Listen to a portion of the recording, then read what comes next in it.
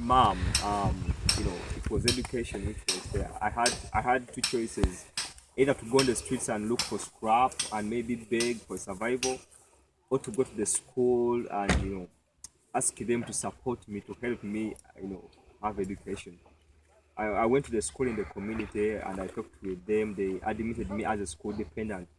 Literally, that means you have to work for the school. You do the manual work, the hard work for the school, digging, baking bricks, cleaning. Like even during at times for the class, they can come for you because they realize there's something which has to be done. So I chose that path and I went and I got education because I believe education is the most powerful weapon we can use to fight poverty. So I chose that, and I left. I didn't choose to go to the streets and beg and maybe look for for the scrap and metals. So I went to. That's how I really survived. Unfortunately, such opportunities no longer exist in Uganda because the government intervened and they said that's child labor. It's too much for the child to do all that work. So the schools closed that program for the school dependents. A school dependent, you study for free, but in return you have to work for the school. So the government closed that program. So that's how I got my education. And I always wanted to give back to the people because God has been so generous through people like you. You have come in my life and you have changed my life for real, for good. So I wanted also to give back to the community, to give back to my people, to give something like that. And being a youth minister, I put me in a position whereby so many people are coming to me, so many teens, they are looking for education. We've been so privileged that, Stephen has helped a number of the teens, to have education collectively.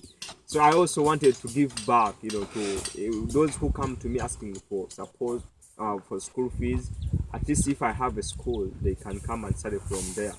So I've been praying about this. I've been, dreaming about this, and I remember with my savings, I bought this piece of land, and I said, from this land will be for my people, will be for the school. Together with the community, we shall put up a school where kids can come and grow and study and be responsible and have a brighter future.